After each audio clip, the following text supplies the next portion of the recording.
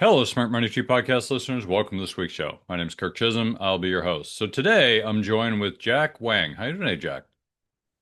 Hey, thanks for having me on, Kirk. I really appreciate the opportunity to do this. Yeah, Jack. So we finally got Jack on. Jack works with me at Innovative Advisor Group, and he is our resident college expert. He is probably the smartest guy in the college space that I've ever met, and wanted to have him on so that people can kind of understand what's going on in the world of college, financial aid, strategic college funding strategies, and all that stuff. So Jack, before we kind of dive into all that, tell us a little bit about your background. Yeah, thanks, Kirk. And thanks for inflating my ego there. I appreciate that always. Um, I've been in the niche of college planning, college financial aid planning for close to over 15 years now. It really started as a result of a personal need. So years ago, I was actually getting divorced. My two sons were middle school age and I need to figure this out for my own divorce agreement at that time. Beyond the each parent will pay 50% or each parent will pay to the best of their ability, which is what I see in a lot of divorce agreements. Um, at that time, just coincidentally, I was playing on a men's baseball team, and one of my teammates was at that time a financial aid person at a very well-known, internationally known college here in the Boston area. So I would ask him about all these questions about how aid worked, and he was very generous. We're still great friends today. He now consults for colleges. Um, but we talk regularly. So that was really kind of the introduction, kind of how I needed to start. How I got into it is really a personal need. Now, I've had other careers in the past that are not related to college financial aid, but the this path was really because I needed to figure it out for myself. Yeah. Well, that's usually how great things happen, right? When you have to figure it out and you're like, wow, this is really cool. That's how all my good ideas start. Just Yeah, by pretty much, right? out of necessity. So Well, let me ask you this, Jack, because the big beautiful bill passed a few weeks ago. People are still trying to figure out what's in it because it's big. I'm not sure it's beautiful, but it's big and it's a bill. But I know you've actually read it. So yes. you might be the only one, but you've actually read it. So how does the big beautiful bill apply to college, financial aid, anything college related? Oh, so this was over 4th of July weekend, and I had visions of cookouts, beer, fireworks. Instead, I'm downloading the 870 pages of legislative text. So there's a lot of changes. And I did read it. So most of the press has been around the changes in the student loan repayment plans, and we can talk about that. And there are some pretty significant changes. Um, but what I think is really underreported is really the impact of the bill on families who have high school students or families who have college students and wanting to go that next level, right? So high school students going off to college or college students needing to go off to graduate school because there are some significant changes there. So the the the basic gist is that under the old rules, pre BBB, families, parents could borrow as much as they needed to pay for undergraduate college if they need to borrow, and graduate students can borrow as much as they need to pay for graduate school. And that's really where the stories of, hey, I graduated college with like $400,000 of debt came from. It came from graduate level, not undergraduate. But let me focus on undergraduate first. So again, the old rule used to be that students could borrow a limited amount themselves. That part is unchanged. But what did change was the how much parents could borrow. Parents used to be able to borrow an unlimited amount using what's called the Parent Plus loan, and there's basically no credit check. So you could be jobless, you could have like a 350 credit score, and you could still borrow 90 grand a year if you really needed to. I'm exaggerating a little bit about the credit score thing, but really not by much.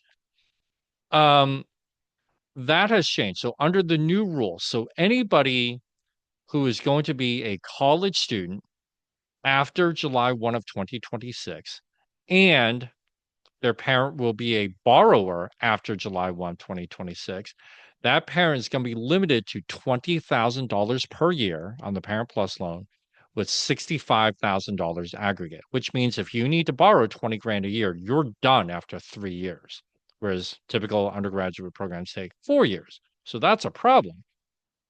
So the part that I think is really underreported is just that. If you think that through, right? Okay, so parents who basically had bad credit or maybe unstable income or maybe didn't have a job at the time they need to borrow, they could still borrow on a plus loan to get their kid to college.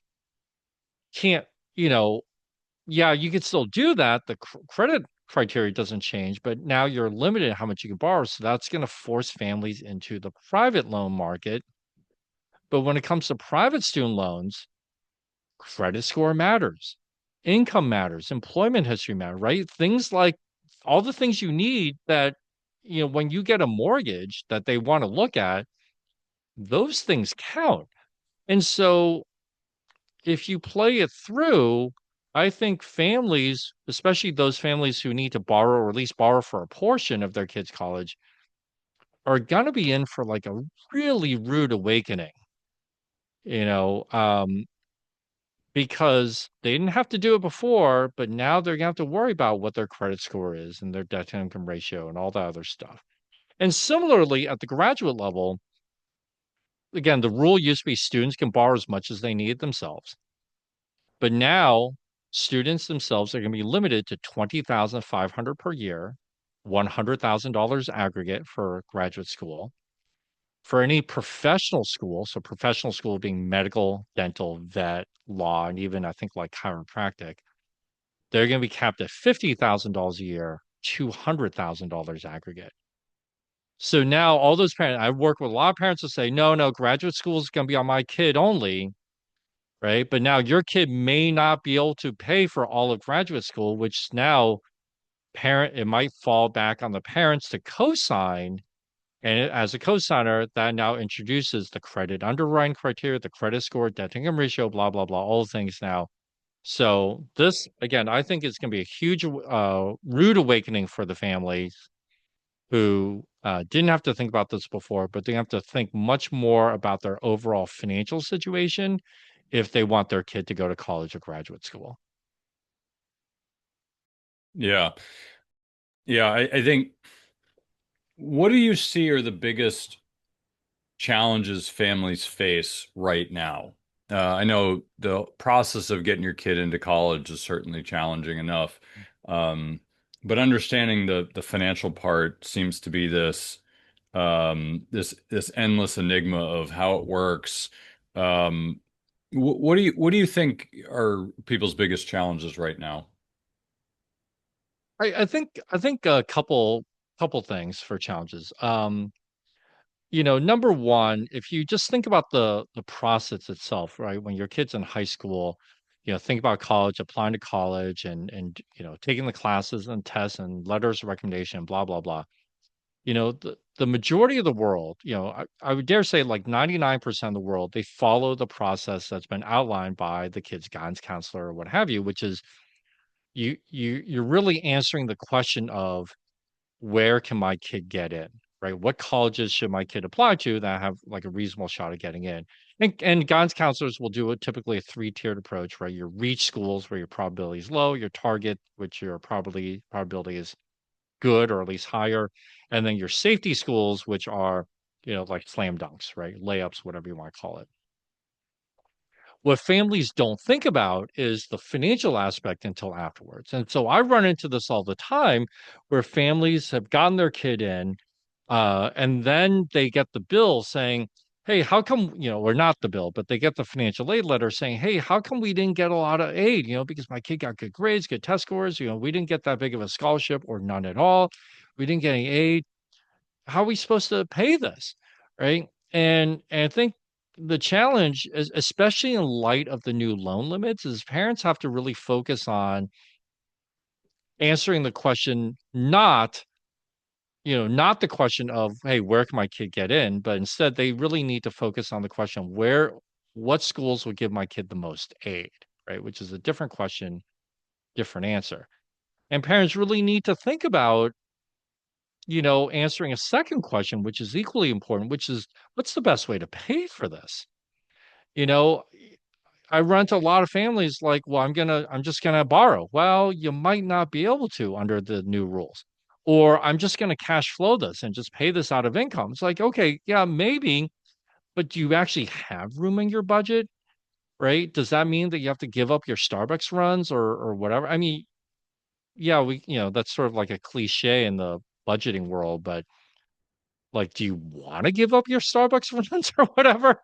Like you may not want to, so you may not be able to cash flow this. So I think the families really, and then if you look at the state of the average American family finances, the Federal Reserve does studies on this periodically and stuff. It's not that pretty of a picture, right? Like the average American family lives primarily paycheck to paycheck. They have a fair amount of debt. And then even wealthier families, if they have the big mortgage and a couple car loans, yeah, they have a higher income, but they're not really in that better of a shape to be able to take on college costs.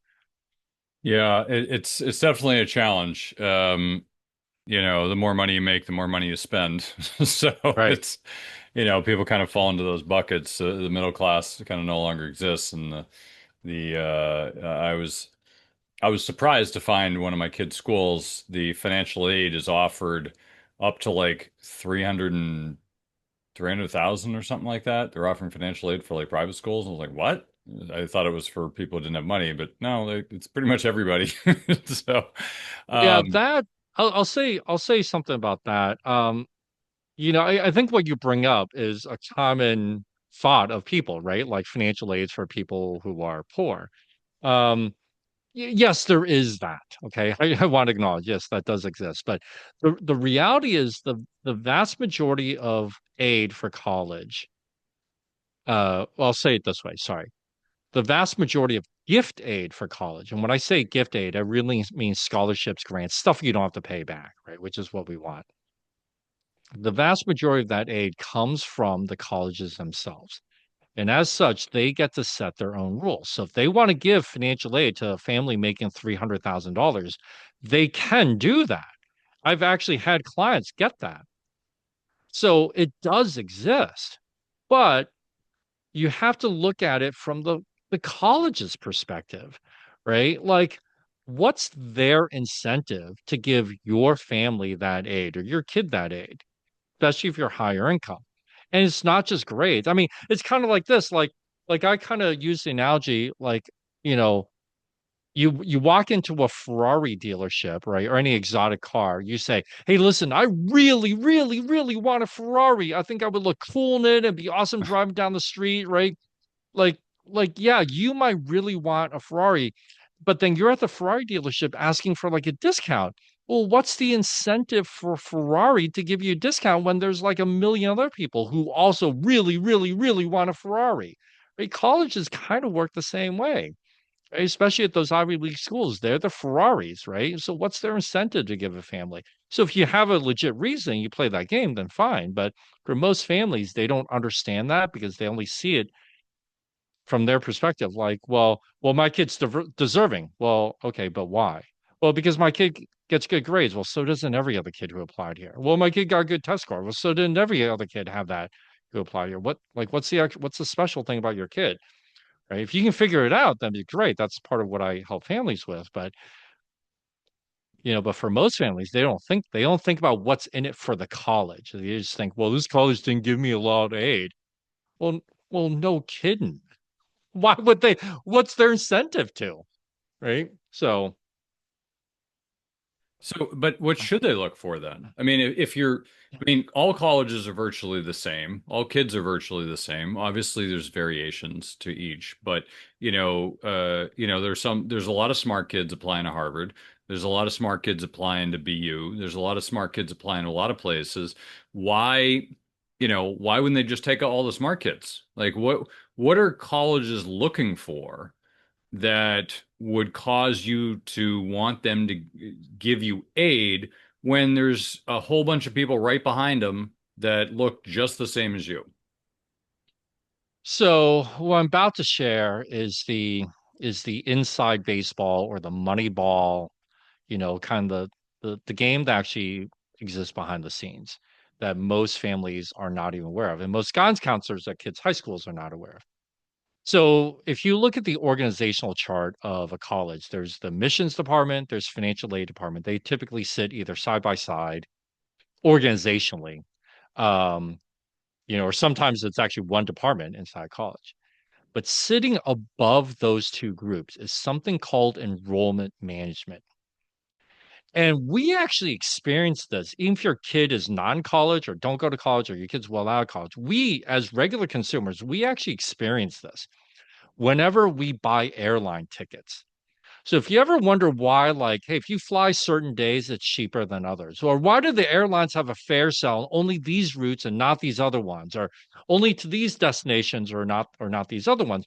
Well, airlines are in the business of maximizing revenue, maximizing profits. So they figure out, okay, like a really popular route, I don't know, whatever, they don't need to discount that much because they know the people need to fly it or want to fly it anyway. So they don't need to give discounts. But for the less popular routes or less popular times a day or days a week, like, well, our airplane's flying anyway. We rather have bodies on it versus having it be empty. So what do we need to discount to get bodies onto this plane so that we people fly this route? And in the airline business, it's called yield management, which conceptually works the same way as colleges use for enrollment management. And so what I mean by that is, so in a college context, colleges are businesses. Okay. Yeah, the vast majority nonprofit, but they're businesses, which means students are their customers. But it is a mistake to think that colleges just want customers. Right? People say like, well, colleges need students, and there's an element of that. Yeah. But what they're really looking for are particular types of customers. They might be looking for, because maybe this college just started a new major. So they're looking for kids to fill in this major, right? Because that college isn't really known for it yet. Or maybe they just dropped $20 million into a brand new health sciences building. They're going to need students for that, right? And colleges also recruit geographically and oh, we need more kids from the Northeast, or we need more kids from the South, or whatever, or we need more boys versus girls, or girls versus boys, right? For years, this was true in engineering because engineering, to a large extent, is still a male-dominated field. So if you were a girl going to engineering, especially years ago, you got more aid on average because you were a girl going into engineering. Right. So all of these things still exist. So colleges are always looking at what their institutional priorities are. And so easier said than done. But if your kid checks all of these boxes for the college, right? Like, yeah, your kid's, from the right part of the country going into the major that the college is expanding, and you're, boy or girl going to, I mean, whatever, whatever it is, right? The more boxes you check, overall, the more aid you're going to get, all other things being equal. And there are examples of this, and I've had families get this because we've played the game. But that is very much the inside baseball game, the Moneyball game, versus what families typically ask is, well, gee, college, do you need my kid to submit the SAT score or not to get in?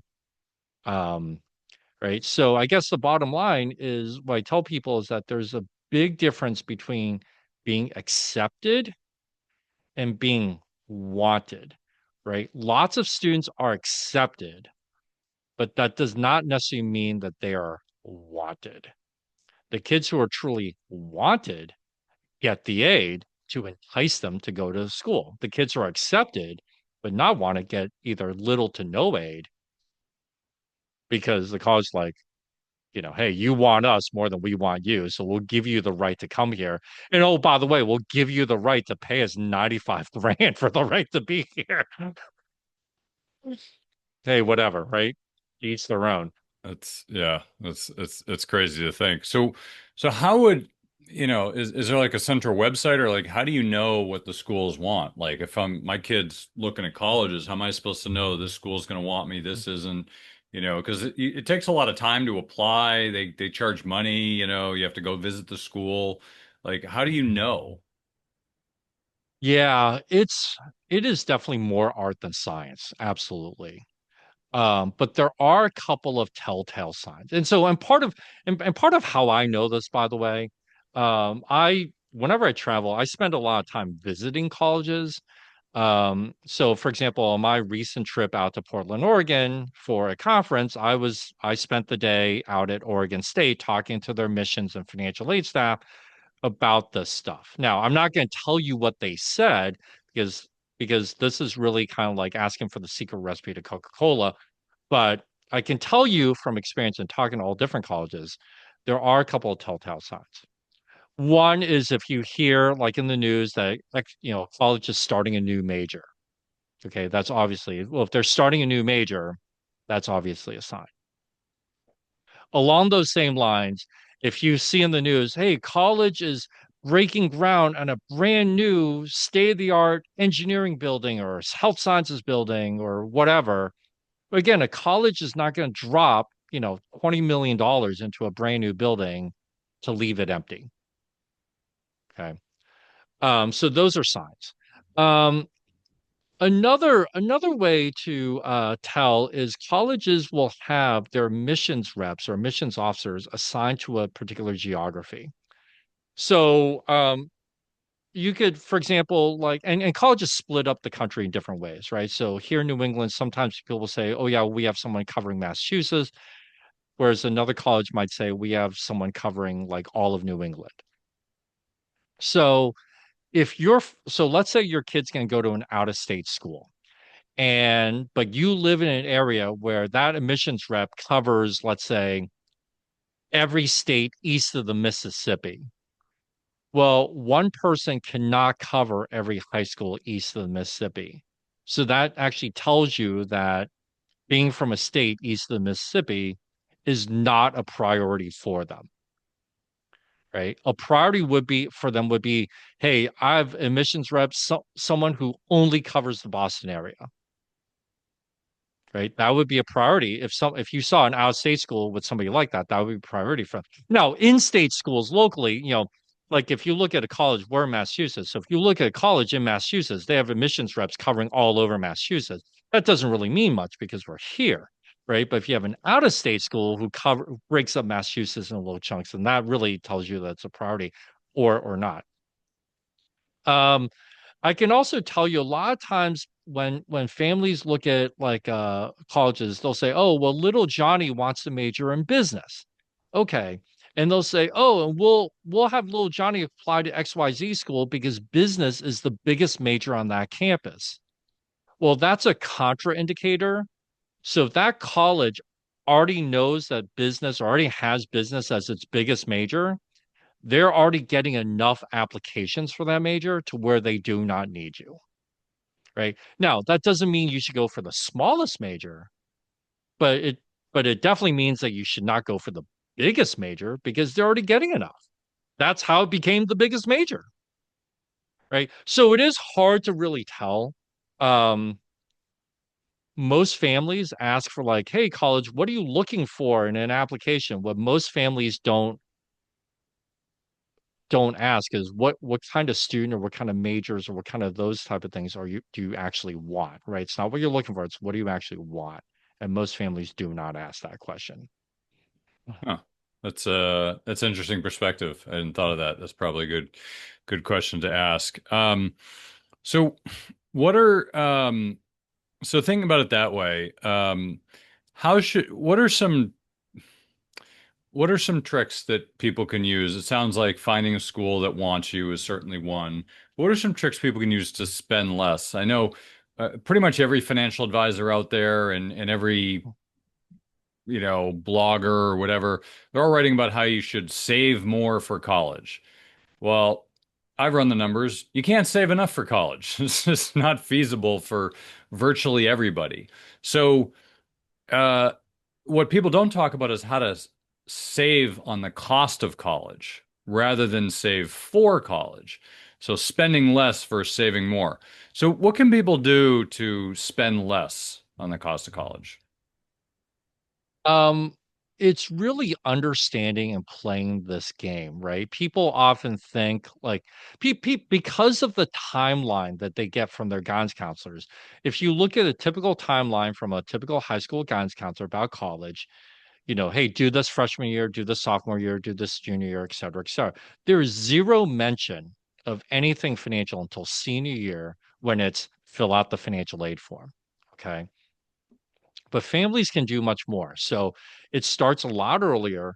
But it's understanding these things. And understanding sort of aid policies. So many families come to me at the last minute thinking, well, Kirk, if I took all my money in my checking account and buried it in my backyard, do I have to report it? It's like, well, yeah, you still do because you still own it. Um, they think that they do this thing or that trick where they bury money in the backyard that they're going to get a lot more aid. That's not it. It starts a lot earlier. Families can also really kind of do a lot more research up front, right? And understanding aid policies. So I was at a school recently where the sticker price was $60,000 a year, but the maximum scholarship they give out is $15,000 a year. So if your kid even maxed out the scholarship, 60 minus 15 is 45,000. But it was still more than the family was willing to pay. They want to pay around 20,000. Like, so this can't be a school for you.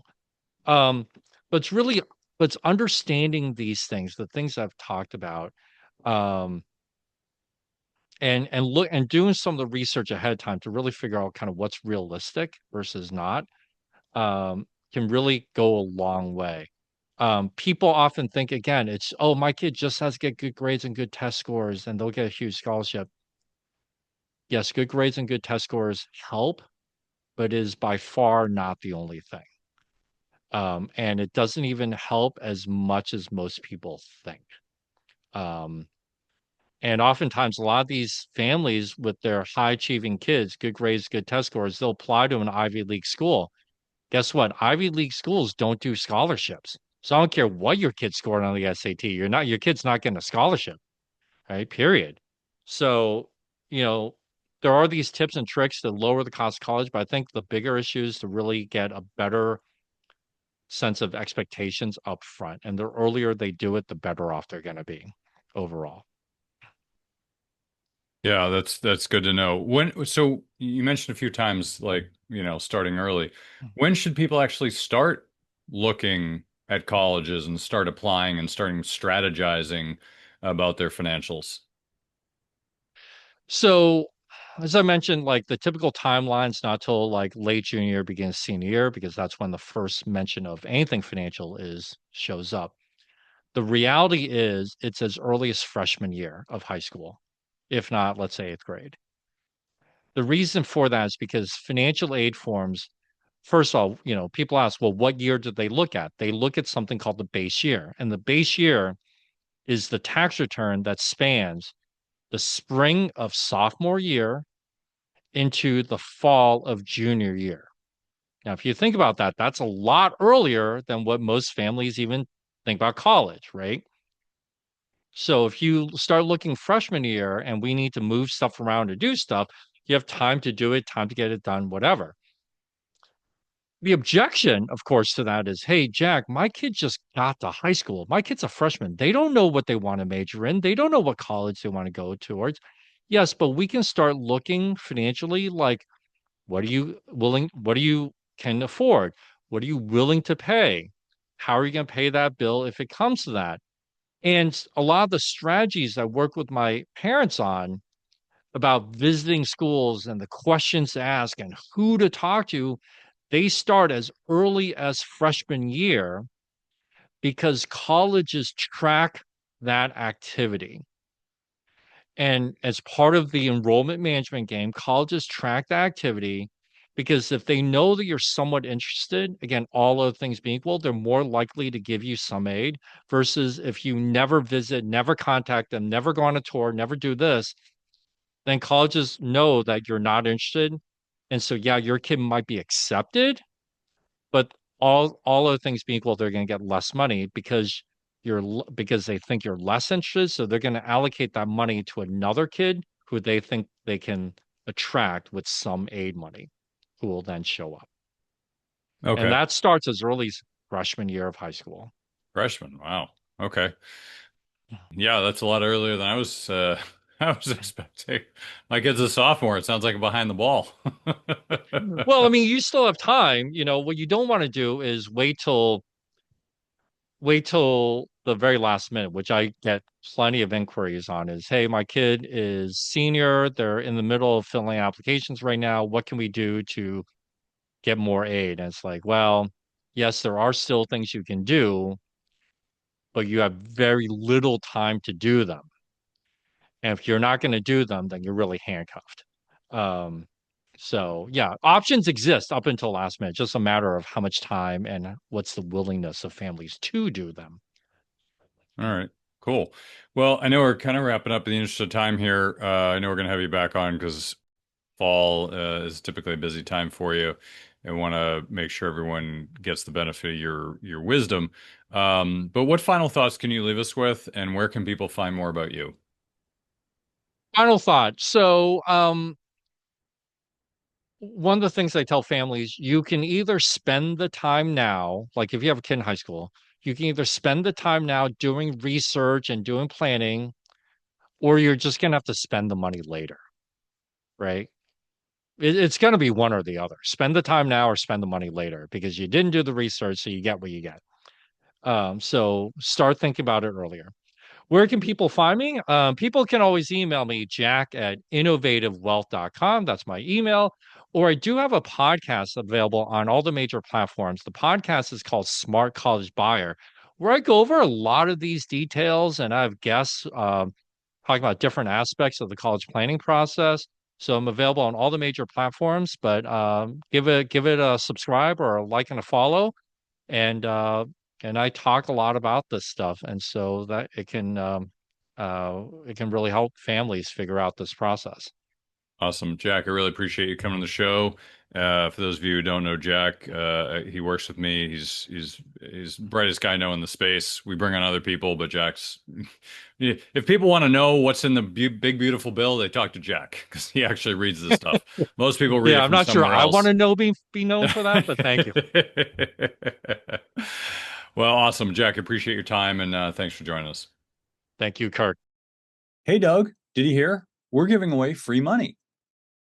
Well, I'll tell you about it in a minute, but before I do, there's a saying in the mining community, well, precious metals mining, that is.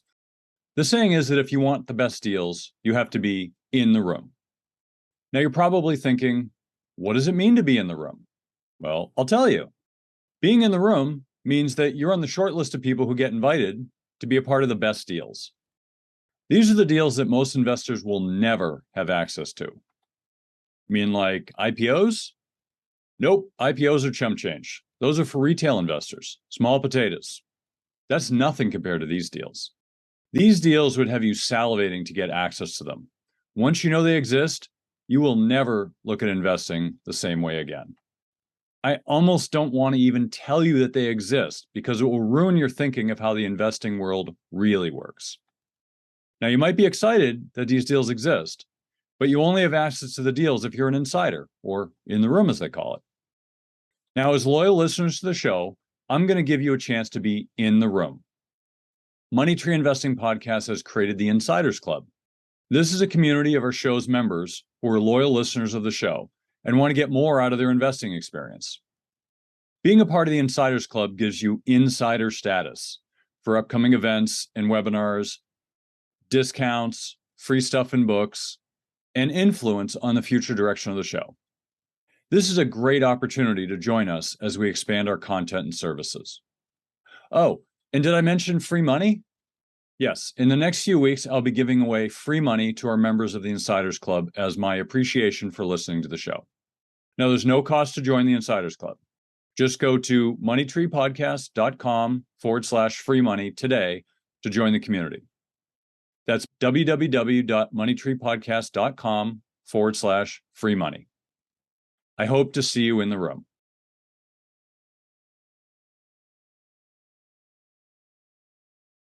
All right, that was a great interview with Jack. Really appreciate him coming on the show. Now we're into the panel portion of the show where we have our own Doug Hagren. Hey, Doug.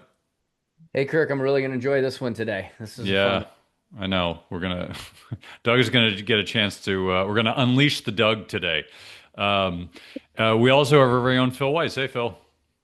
Hey, Kirk. I wonder if I'm just going to be kind of like an innocent bystander today. You're the window dressing, Phil. You're the reason people are showing up, but Doug's going to do all the talking. Anyway, let's dive right in. So Doug, what are some of your reasonable thoughts with limited time in the interview?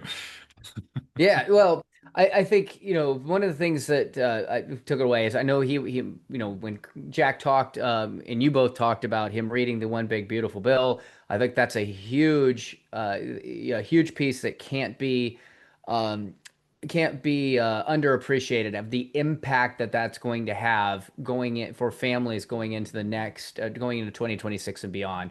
I think he touched on it, you've touched on it, we've touched on it before. The college world has been a tremendous strain financially on families. But it has been one of those in which families have felt they don't really have a choice. A lot of times this is controlled very much by the emotion of their child and the emotion of the marketing that gets put out there. Kids are busy. Jack talked about how a lot of families are starting later and they need to be starting sooner, and it's just something that as this kind of nationwide, I think it was a nationwide advertisement, life comes at you fast, absolutely does. Under the old system though, prior to these changes, it's one of those where families just fell into the gap. Boom, boom. You pick the school. I don't know what. I make too much. I can't really do anything about it.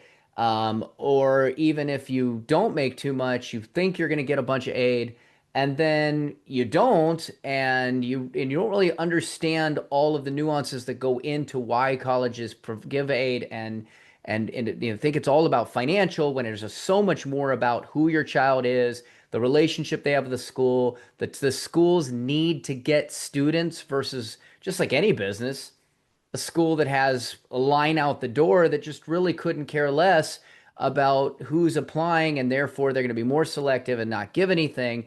And then what happens is you get there last minute, and families kind of felt like I don't really have a choice here. I make too much. They don't file fast, or they don't file for aid because they think they can't. So they just spend the money. For the affluent families, this is a disaster because now you're talking about spending after tax money. So I mean, if you're going to spend, and a lot of times they send them to more, prestigious schools because they get, sucked into that name branding. 85% of kids buy the same 50 schools. That tells you something. And then all of a sudden, you're spending 50, $70,000 a year. Multiply that by 4 before inflation, and you're talking $280,000 to $300,000 a kid. And if you're a high income earner, you've got to be, now you're saying, well, if I'm going to cash flow that over the 4 years, you've got to earn 4 to 500,000 or more to cover that. It's just disastrous for future wealth. So it's not just, lower income families that are struggling with this. It's higher income families.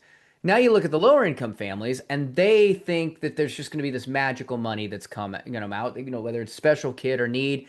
And again, a lot of times they just don't know how to go about this. And they apply to schools that may or may not be more or less generous. And then what happens? All of a sudden, it's like last minute, I don't have a choice. So what do? They go take the loans. And the loan system used to be unlimited, and therefore that's what helped to drive up costs. You can say, causative, you can say correlated, what came first. But the fact is that at the end of the day, when the school said, here's our bill, families could sit there in turn and go, I need it, and the federal government would just flood them with cash. That's changing in 2026. Now, do I think that's going to, the goal is to help drive those costs down? Schools won't be able to charge as much. Is that going to be an immediate change? No. And so the American family is going to really find out really quickly that money that was available before will not be available the way it was. And that's, I think, a huge takeaway that needs, that you were talking about is that if you don't go into this blind, you don't understand all the nuances of the way the schools think, you don't understand the changes occurring, it is going to be a very, very painful realization, more than it was before, for families to not only say, gosh, this is expensive, but you could potentially be in a situation where you don't have choices. And you might have to say, you now may have to say, I can't afford this. I can't get enough money. But if you get that halfway through college, you might actually be in a position of having to take your kid out of school because you've run out of money because you didn't realize these new caps that have put there. To me, that's huge. This is a new world, 2026 and beyond. Yeah, that's for sure. Phil, what about you? What are some of your thoughts? I know how big this initiative is. And Doug, that last thing that you said, I'm going to come at today more from a story perspective of working with clients on this stuff. But I had that happen to me, not because of like I went to Duke for 3 years. My father didn't pay, and I had done a lot. I mean, I met with the president of the university because they said nobody, they had changed the student loan program and said nobody's going to have to leave school because of this. And I got them to give me money and recalculate things. But at the end of my junior year, I owed them enough. They said, look, you're eligible to come back, but you can't come back because you got to pay what you owe. And so I left and I didn't go back because then I changed my major when I went back to school. So, I mean, I've seen that happen. But when it comes to clients, like I have one couple that I work with, they have one kid and we're working on their financial plan and they're saying, our daughter can go anywhere she wants. Okay. Like, and I'm telling them about the cost and where it's going to come from. Their daughter got in, the parents were from California. He wanted, and they live on the East Coast. Their daughter got into USC. That's where she wanted to go to school. It's $90,000 a year, not even the 75 that you said. It's $90,000 a year plus. And like, Phil, how are we going to pay for this? And I'm like, honestly, there's some loans, some of the loans net that they could get then, they can't get now because of these changes. But like, how are we going to pay for this? Fortunately, his father was well off. And so you talk about the impact, right? So what does that mean? There's going to be less money coming to them because he's helping to pay for her school. I have another client that I've been working with, and she has they have twin daughters. And when we first started, she's like, "Oh, I just need to put $15,000 into 529 money. That's going to be enough." I'm like, "I don't think so." Unfortunately, through our work together, it increased. And then when it was time for our girls to go to school, not you, not Jack, sorry, but it was somebody else that I know that helped them run the software, helped them pick a school. And both these girls were going to play Division 3, but they're going to play athletics. So there was more money available to them. And they found a school. Actually, in your home, in your state, it was St. Olaf's. Oh, yeah. They they found a school that was met their needs and would give them a lot of money. So now they didn't have to eat into that capital that you're talking about to pay for it because the amount that we put into the 529 when we made those changes made it so that it was possible. But this is such an important issue for every family. And the other side of the coin is you get the couples that I had one of my first clients. They came to me with so much student loan debt, crazy how much they had. Unfortunately, she worked for a private institution, public, the public loan student forgiveness. She was able to do that and she's got the 10 years. And so the that's gone away, but people don't realize that either. And Like, that's how are you going going to away pay for too. this? Yeah, yeah, I know. That's another thing that's going away. But so this is such an important issue, and these changes are going to make it even more important and more difficult. And like you said, Doug, it can be for those that are well off because it's a lot of money when you talk about it in the context of pre-tax dollars, right? And if you're not as fortunate, it's also an issue for you. Yeah, I mean, the whole issue I find to be really interesting and challenging. I mean, if I think about the direction of colleges and where they eventually could or probably should go, it ends up being people get an online degree, and then the people with money, they send their kids there, and they can have the party and the experience, and everyone else gets a degree online. I mean, that's kind of where things are going. And I actually spoke to a guy I worked at MIT who worked in administration for a while, and I asked him the question. I said, with all the technology out there that you can deliver these classes online, why aren't people doing it? And he's like, honestly, he's like, so many people have brought that idea up. It's possible, and they just don't want to do it because it's such a money maker. They make so much money off the beds. It's basically a business. It's I forget how somebody put it. It's basically a head. These big colleges are hedge funds masked as a learning institution, and you just have these big pools of capital, and they just sell beds and they sell courses. Not saying they're doing a bad job, although some of them aren't. But when you have that dynamic, why can't you just have an online education? Why does everybody have to go to college? You know, you could make lots of money in the trades. I mean, you get a college degree in underwater basket weaving and you can't get a job. Like, what good is that? So I think the college situation has to change. The problem is it's going to be very challenging during that process, you know. But so I want to ask you, Doug, because practically speaking, the listeners here are probably wondering, hey, I got a kid, I want to send him to college. How should people be thinking about this? Should, you know, are there different buckets, like people over a certain amount, there's nothing you can do, people under a certain amount, there's nothing you can do. Like, how should people be thinking about the strategy around planning for college? Yeah, it's a great question, and I want to just one thing Phil mentioned was about the 10-year loan forgiveness. That one also, even when it was in place, a lot of people learned the hard way on that the 10-year loan forgiveness was based on the issuance of each loan. So the loan you got freshman year was 10 years from them. The loan you got sophomore year was 10 years. And so we're running into a lot of that right now with people who were thought they were at the end of their 10 years or finding out that it's being held up. It's become a real bureaucratic backlog. And once again, a surprise. And I think the key thing, if I can summarize on this, is what you don't know will hurt you. Okay. It's a fact. So going back to your question, Kirk, I mean, first of all, spend less versus save more. It's not just about save for college. It's learn how to how to save on college by understanding the game that schools play.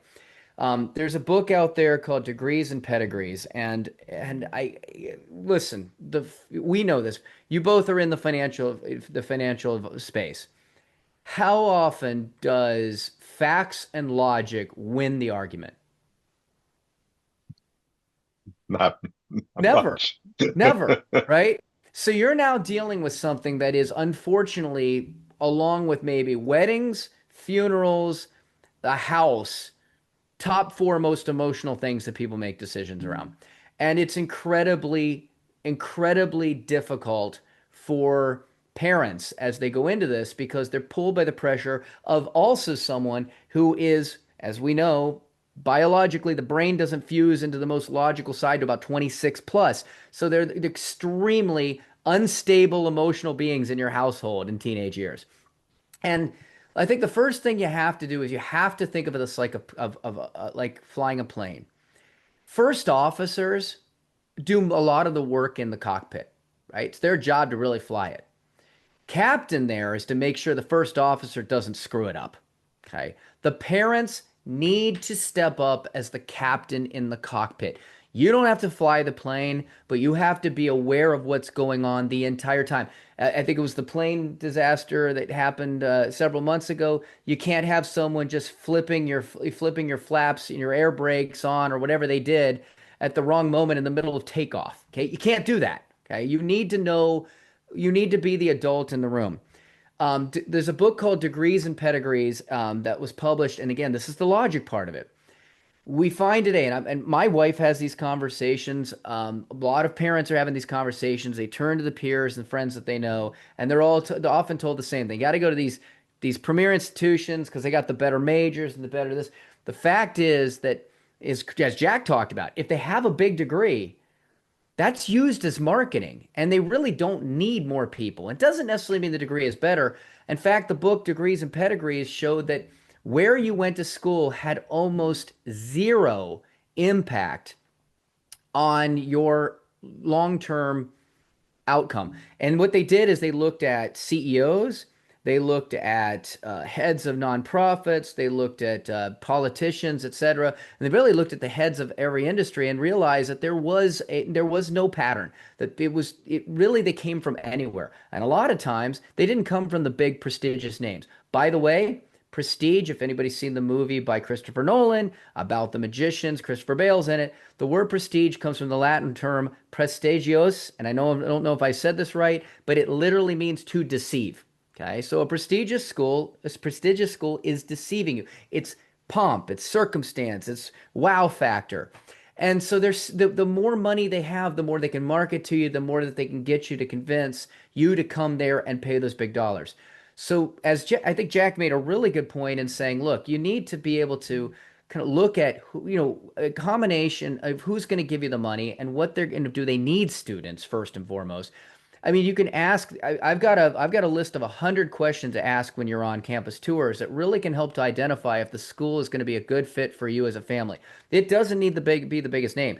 It just needs to be a school that has a good track record of taking a kid with a degree on Friday and walking them across the stage on Saturday and into grad school or a job on Monday. My school used to Denison University in Ohio, which is now a $90,000 school. Back in the day, it wasn't near this expensive, so I'm not telling you people to go there for the price. But they don't give a lot of help. They used to, but my professor, but they used to have a business degree, and they got rid of it. Right? And they got rid of it because they found that like 30 some percent of their business majors were getting into business school. By the way, mind you, Michael Eisner, the CEO of Disney, went to Denison, okay? Think that sounds like a pretty good track record of business success. But what they said is, look, 85, 90% of our econ majors are getting into grad school. Let's just have a soft econ degree. Now, a lot of people would look at that and say, oh, it's a soft major. It's not as effective. They found differently because at the granular level, it was what was the success rate. So if you looked up business schools, Denison wouldn't pop up on your list. But as I said, I could give the who's who of CEOs and titans of industry that went to that school. So you really need to have conversations to understand, what's the school's track record of getting kids into med schools or getting kids into grad schools or getting into whatever path they want. You do need to investigate the return on investment. I'm sorry, but paying $90,000 a year for a humanities degree is probably not going to ever return the money that you need to pay for it. Another really important question, I think that's it's also critical to have with your students, because they're emotional, is look at your household. What kind of environment are you in right now? Your kids are used to a certain lifestyle. You need to have that conversation with them. If you go this path because they come up with these beautiful emotional decisions for where they want with their career, is that career going to give you the lifestyle that you're accustomed to? Are you going to be okay? These are emotional conversations to have. And then it's a combination of academic, financial, and social. And that means, A, you want to look for schools that are going to have the academic opportunity. And again, it's not always on paper. It doesn't always pop out. It's not always what they're marketing to you. Many times you can find that through the 2,000 schools that exist and not always have to be some big name brand. The second piece is social. That's schools don't make the students. Students make the school. So where are they going to have that connection? Opportunities. You're going to spend most of your next 4 years there. And by the way, you talked about, having these kids in dorms. Don't forget, colleges are big on real estate. More and more of them, that biggest part of what they're taking in is going to be through room and board that they're going to force. As a matter of fact, many state schools, to sound better, are dropping tuition because they're not getting the tax credits. It's like, oh, hey, we just dropped our tuition. They raised their real estate and their room and board to offset it, and it's still going to be more expensive next year. It's a game. The third piece that's going into it is what we call financial. Okay. So in other words, can they get you the career that fits with a return on investment? Will it be a place where you can grow and thrive that's going to fit the student and the family? Be very careful of this. There's been a lot of stuff in the news over the last 5 years about how what schools are talking about, some would say indoctrinating, but where a school leans in terms of philosophy, how a school mandates things like, injections for COVID.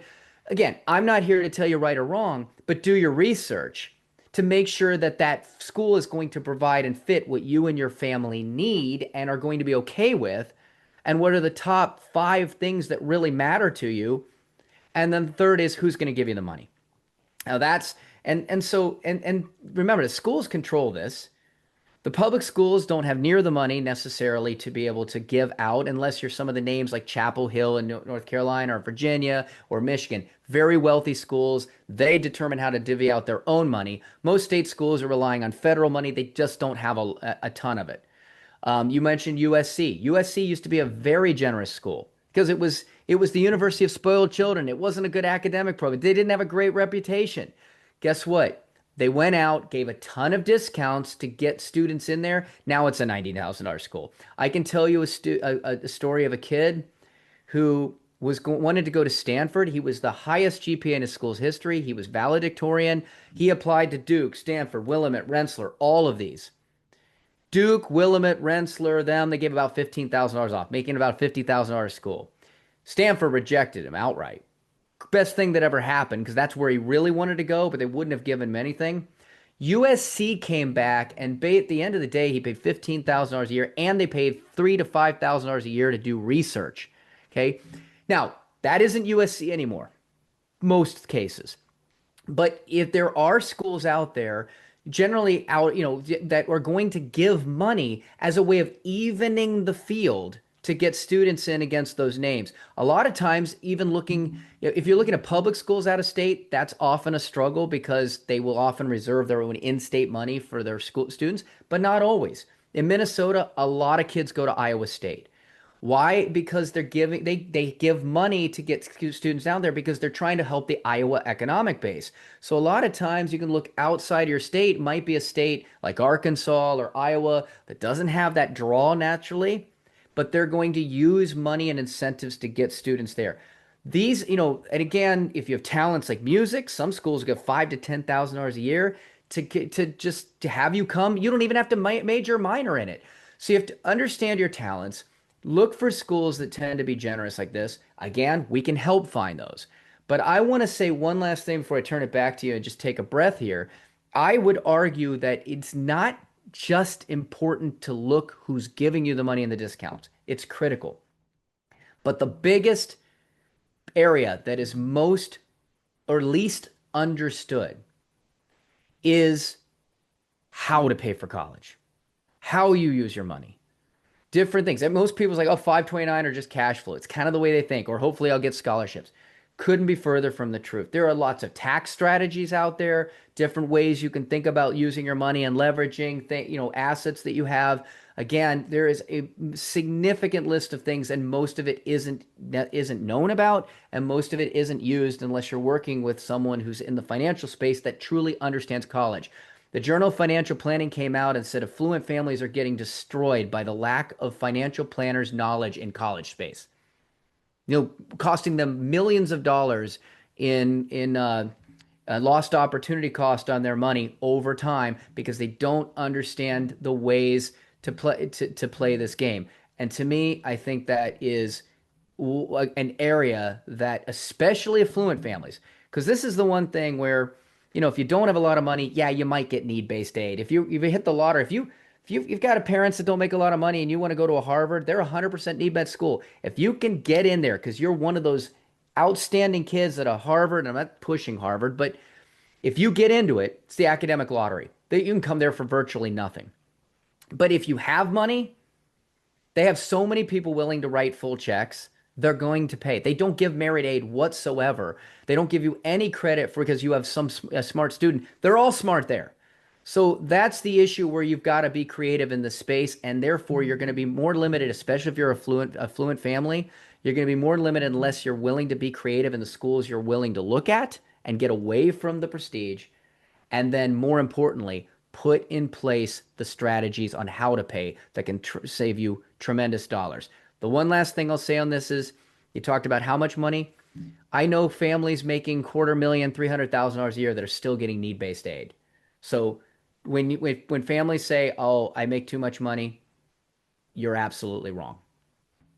Yeah, so appreciate that, Doug. Phil, what are some of your thoughts? I mean, I'm sure you get a lot of clients send their kids to college.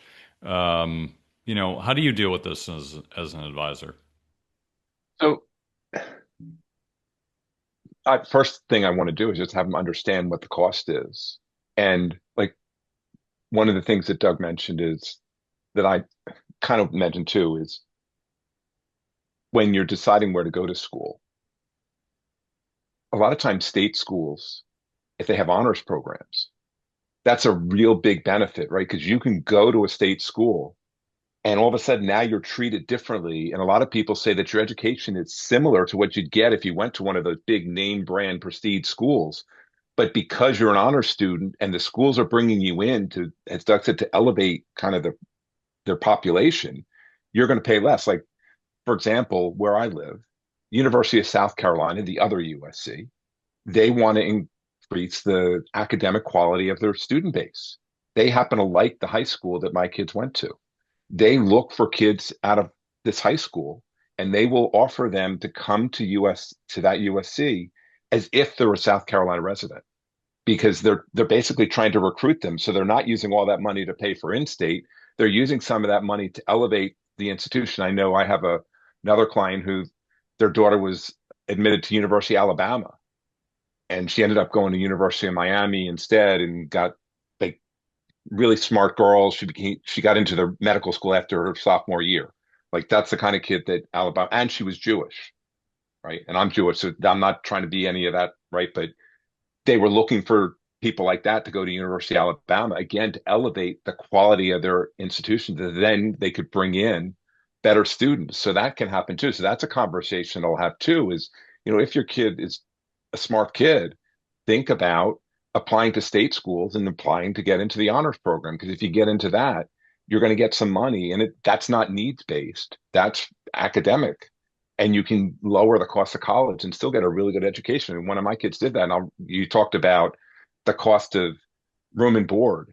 One of my sons, he went to Maryland, which is where I am, and he was an honor student, and they gave money. And then COVID hit while he was in school, and he and his friends decided that instead of being at the restrictions on campus, they would stay home. My bill was like a third of what it would have been if he had gone to school. The cost of the room and board was greater than the cost of tuition. And I just remember I got that bill when he wasn't in school the first time. I had to look at it and say, yes, because I was so excited because I didn't have to pay that much. I mean, it was huge. And that left money left that I could give him at the end to do other things. That again gets back to that kind of opportunity cost thing. If you can spend a little bit less, maybe you can help your kids out in other ways later on because you didn't have to pay as much. You talk about the majors. Like I had one prospect that I spoke to, and when her daughter was choosing where to go to school, she was between two schools and also between two majors. And one of them was accounting, the other was something in humanities. She said, if you want to do accounting, I'll let you go to the more expensive school. If you want to do humanities, you have to go to the cheaper school because she's thinking about what's your ability going to be to earn once you graduate and pay it back. So there's lots of things here that you have to think about. And it's just the biggest thing for me is as parents, if my kid gets into Harvard, I'm going to let him go. I'll figure out how to pay for it. It's not as easy as it sounds to pay for it. So let's look at the reality and let's try to do what we can to help ease the burden by implementing strategies so that we have money to help pay for it when they get there. Because once they get there, it's a lot harder, at least if you use something like a 529. And I know there's other things, but that's one example. If you can put money into a 529 now, it can grow tax free and you get all that tax-free growth and you pull it out to pay for school and you've lowered the cost of school. Yes, you put in after-tax dollars, but then you got all the potential for all kinds of tax-free growth to help pay for your education. And in many states, you get a state tax deduction on top of it. So it's not even totally after-tax dollars. So there's just lots of things like that that are really important to consider. Let's not just say they can go anywhere. Let's really try and plan for it. Because for me, more of my clients are now getting to where their kids are going to school than they are where they're already in, or like they're further away. So we have a lot more time to plan for it. And I think it's just so important. It's something you really have to plan for and think about and be intentional about because the costs are crazy. Like when I said I went to Duke. Well, the cost wasn't $90,000 or whatever it is now. It was a lot less then. It was the cost of education has gone up way more than inflation has. Double. And they have it's not like they're letting more students in. Most of it goes to building new buildings. Yeah. And they have more people working for them. Like they have more staff and more buildings. Administration bloat. Oof. Yeah, exactly.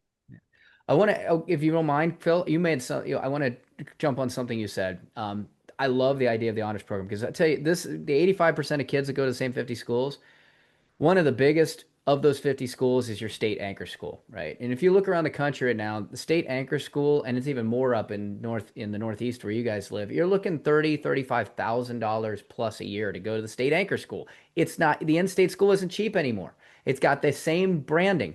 But I also want to make this very clear to anybody listening.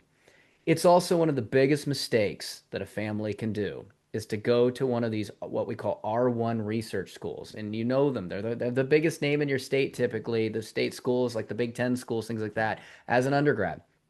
They don't care about your undergrad. Now, you mentioned honors program. Love that. It's different because that's a small college in the school. They get a different attention. I had a professor who came from one of the Big Ten universities. I'm not going to name it. But he said the reason he was there is that he literally got written up by an administrator for seeing him talk to a student on the quad. They flat out told him that your job here is to sell research and to teach graduates, which is a fact. And because the money that these schools make and the branding these schools make is all through their graduate programs and their research programs. And they basically said you have set hours, which are token hours, and you're wasting our time because that conversation you had is pulling away from research. I have professors of those schools that will not send their kids there. So if you are defaulting to we'll just go to the in-state school, if your kid's not an honors program school student, I highly recommend you consider expanding your search because they will literally be a number in a school that couldn't care less about them. There's a reason the TAs teach those classes. The professor is actually encouraged to be as far away from the bachelor program as possible. It's just a money grab in that world. So. Yeah, well, so I know we're going to wrap it up here, but what are some final thoughts you can leave us with, Doug? I mean, the college process is really complicated. I got kids who are going to be going to college at some point. I have no idea what I'm going to do about it. I don't even know how to think about it at this point. I feel like, I hate keeping up with the Joneses. It goes against the grain for me, but yet I feel like if you do that, then you're putting your kid at a disadvantage. Um, I also look at college as the diploma more than the degree. Um, if your kid goes to a named school, a good school, then they will be a part of that network, and that's probably more important in getting a first job than anything else.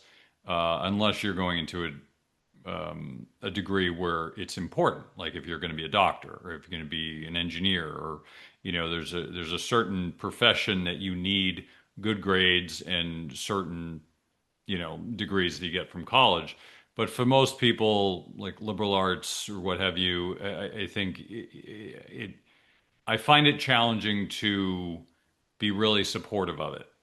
Like if you're just going to a generic school that doesn't have a name per se, or if you're going to like a BC or BU and then you go live in the West Coast, right? It doesn't mean much out there. Here it means something because you got a big network, but out there they don't really have people out there as much. So the question I still kind of ask is what is the value of a college degree? And I can't square that in my own head because I don't feel like the value is worth the money. But it's hard to say, well, we can't opt out. You can't really opt out. So what do you do? So I don't know. Those are kind of my thoughts. I'm not sure I have a really opinion. It's more of just a question that maybe can't be answered necessarily. But as we kind of wrap it up here, Doug, final thoughts from you. Well, I want to address what you just said here on that, Kirk, is the stats show that the small school, big school really doesn't play out very differently. They've actually a school here, a small Catholic school. I know people who graduated from it had networks out in California, jobs. They're getting offers from big six, big three firms. The reality is, and this is what the study found in degrees and pedigrees, is that generally speaking, where you went did not have an impact. If that school has alignment and gets you the first job, after that, within 5 years where you went to school, no, really doesn't matter anymore. It's your experience. As long as there's enough of a network to get you there and you're following the right path, it get you into that first job. Sure, if you want to jump from the East Coast to California, that's an emotional decision, though. Most of the time, it's where can the job go? If they can get you that job, then you can take that career and move to California with the resume. That's the way you should do it, not leaving college, going to California and looking for a job unless there's a connection out there. There's just some steps that can that can be made. And so, I think once again, that's you're articulating the power that these schools have. I've got the name, I've got more. You come here, and another example. There's a school that's charging 30,000 in-state school and they have the largest nursing program in the country. Okay, $30,000 to go to nursing. You can get an RN at many local community colleges. for 1/10 of that price. But if there's kids who are like, I gotta go there because they're the best. And again, it's marketing. I'm gonna run through some things here. I mean, affluent family earners can still qualify for need-based aid. I think that's really important. You always should follow the forms. I think you want to make sure that you're not making mistakes. Mistakes can quietly raise SAI or EFC. You need to map out when those 529s do help, but they're not everything. They need to be combined with tax smart complements like timed withdrawals, education credits, business owner tax scholarship maneuvers that can create bigger after tax wins. I like what Jack talks about. Find schools that want you. You can point to reports such as IPEDS, which is produced by the Department of Education, that can show majors with oversupply reduce bargaining power, that will reduce bargaining power. But you can also use those reports will also show you who each school considers their competition. You can actually apply to additional schools just to get offers that you can then use as leverage, and ultimately understand that there's going to be a less money. But one thing I didn't touch on here that's also we're also facing in the next 2 years is there's going to be a massive cliff of enrollees in college, and this could be advantageous. They're actually seeing in 2 years from now, because of 2008, it's really the start of the lack of babies with the Great Recession. Economies do impact that seriously.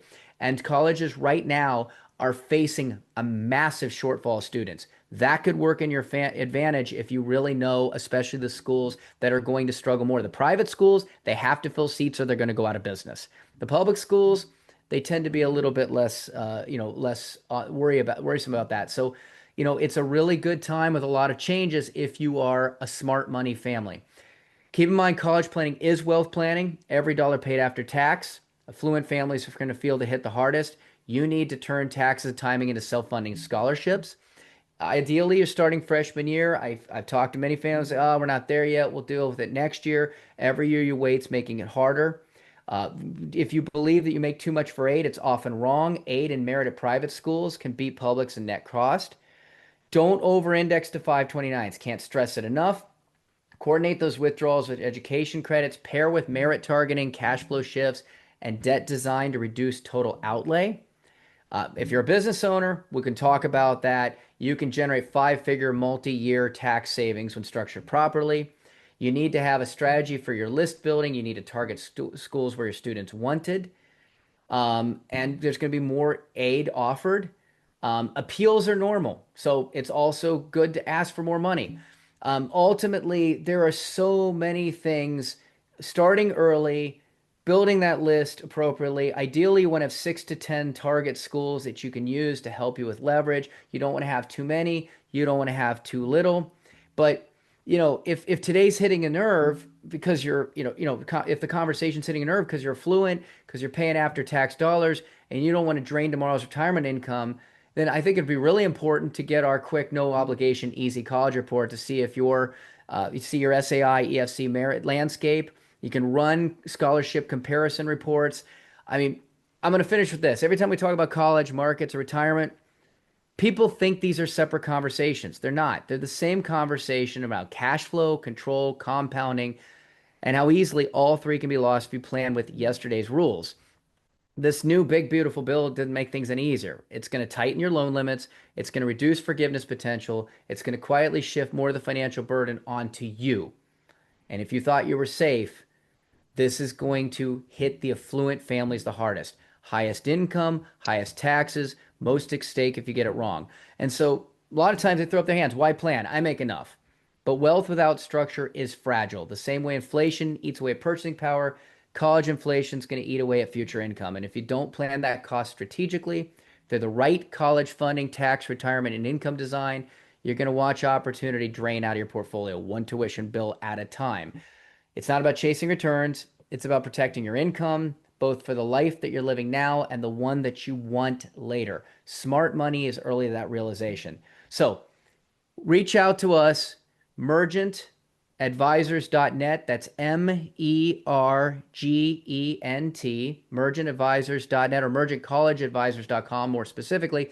Get our easy college report. Let's make sure your money's working smarter for your family, for your future income and the life you want to live. Awesome. Well, thanks, Doug. Appreciate you coming on and sharing your wisdom. Phil, final thoughts from you.